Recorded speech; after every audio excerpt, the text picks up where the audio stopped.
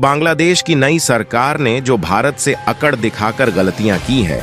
अब इसका भुगतान सिर्फ बांग्लादेश की नई सरकार ही नहीं बल्कि बांग्लादेश की जनता को भी करना पड़ सकता है। दरअसल आपको याद हो तो कुछ समय पहले भारत ने राइस और ओनियन यानी कि चावल और प्याज के एक्सपोर्ट पर बैन लगाया था, जिसमें बांग्लादेश का नाम भी शामिल था। और अभी रिसेंटली शुगर यानी कि चीनी के एक्सपोर्ट पर भी भारत की तरफ से बैन लगाया जा चुका है। और अब जाकर के एक और इम्पोर्टेंट प्रोडक्ट भारत की तरफ से लगभग रुक चुका है, जो कि बांग्लादेश में एक बड़े स्केल पर एक्सपोर्ट किया जाता था। और अब चीन की गोद में बैठी बांग्लादेश की नई सरकार घुटनों पर आती हुई नजर आ रही है।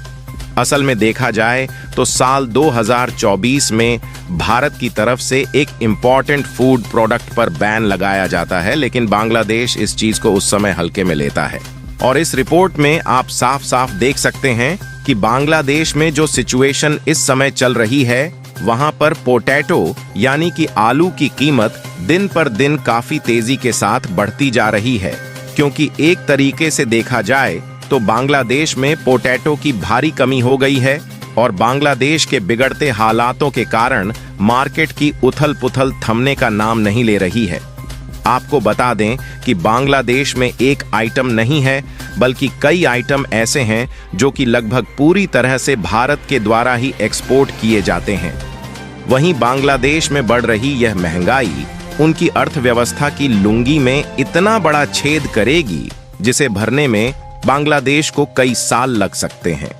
पूरी डेवलपमेंट क्या है इस वीडियो में समझते हैं, लेकिन आगे बढ़ने से पहले बांग्लादेश घुटनों पर आता हुआ नजर आ रहा है, उसके लिए वीडियो को एक लाइक करके चैनल को सब्सक्राइब जरूर कर लीजिए, क्योंकि यह आपके लिए 1 सेकंड का काम है, लेकिन इससे हमारी काफी बड़ी मदद होती है। दरअसल बांग्लादेश की नई सरकार ने पिछले कुछ दिनों में जिस तरीके से भारत को अपने तेवर दिखाए हैं, इससे यह बात साफ होती हुई नजर आ रही है कि उनकी नई सरकार पूरी तरह से चीन के सपोर्ट में खड़ी हुई है, क्योंकि इसके पहले शेख हसीना की सरकार पूरी तरह से भारत के सपोर्ट में थी, इसलिए यह लोग उनका विरोध कर रहे थे। और उनके सत्ता से जाने के बाद जिस तरीके से बांग्लादेश के हालात चल रहे हैं, इससे एक तरफ पाकिस्तान मजा ले रहा है, वहीं दूसरी तरफ उनकी नई सरकार का झुकाव चीन की तरफ देखने को मिल रहा है। और यह भी हो सकता है कि चीन जो बार बार अपने नेवल बेस को बांग्लादेश में बनाने की कोशिश कर रहा है, उसमें भी चीन को कामयाबी मिल जाए, क्योंकि जब शेख हसीना सत्ता में थी तो उन्होंने चीन को इन मामलों में कई बार फटकार लगाई थी और उन्होंने चीन को सीधा कड़ा जवाब देते हुए बता दिया था कि वह जो भी इस तरीके की पार्टनरशिप करेगी वह भारत के साथ करेंगी, और उसमें चीन थोड़ा सा भी पैर नहीं मार पा रहा था। लेकिन जब शेख हसीना सत्ता से हट गई है और नई सरकार का झुकाव चीन की तरफ देखने को मिल रहा है, तो इससे यह बात साफ होती हुई देखी जा रही है कि हो सकता है कि आने वाले समय में चीन और बांग्लादेश मिलकर नेवल एक्टिविटीज भी करें।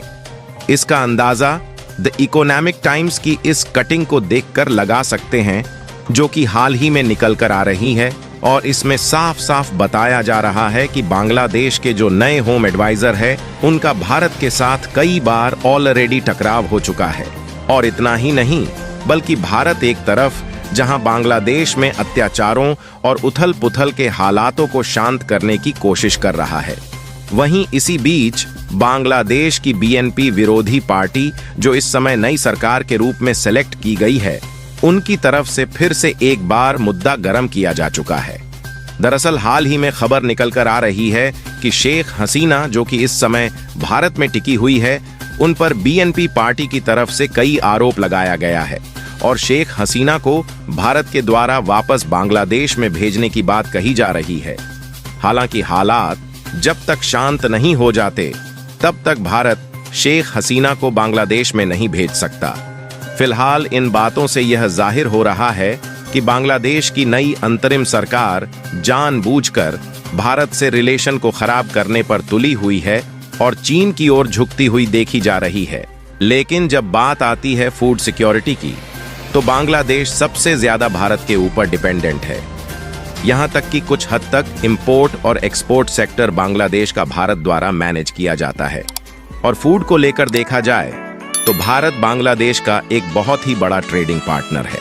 जिसमें बांग्लादेश को दाल, गेहूं, चावल, शुगर, ओनियन और पोटैटो के साथ साथ मसाले, फल और सब्जियां एक्सपोर्ट की जाती है।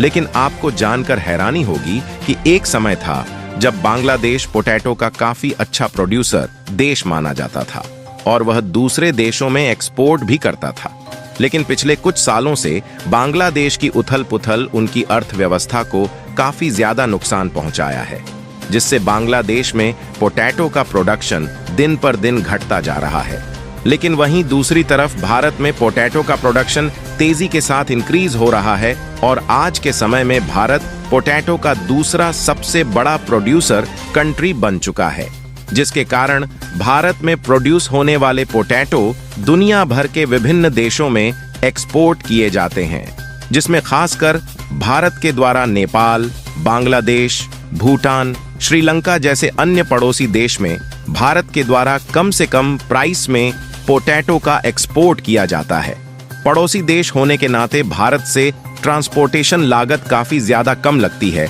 इसलिए इन देशों को पोटैटो काफी ज्यादा सस्ता मिल जाता है। और इतना ही नहीं, बल्कि भारत में इतनी ज्यादा क्वांटिटी के साथ पोटैटो का प्रोडक्शन होता है कि सऊदी अरब, इंडोनेशिया जैसे देशों के साथ साथ जापान और अमेरिका जैसे विकसित देश भी भारत से ही पोटैटो को खरीदते हैं।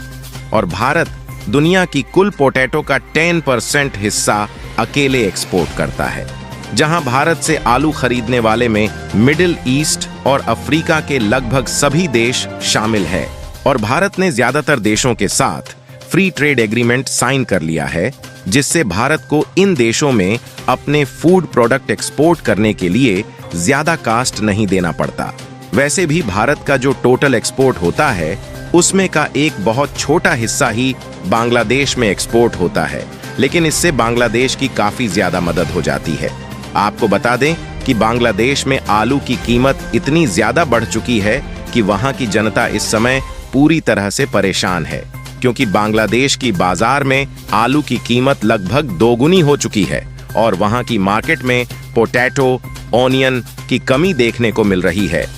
वैसे देखा जाए तो इसके पहले अब तक बांग्लादेश में भारत से एक्सपोर्ट होने वाली पोटैटो पर 3 बार बैन लगाया जा चुका है, जिसमें साल 2014, 2017 और फिर 2020 में बैन लगाया गया था। लेकिन बांग्लादेश की तरफ से रिक्वेस्ट करने के बाद भारत ने इनको पोटैटो की सप्लाई चालू की थी।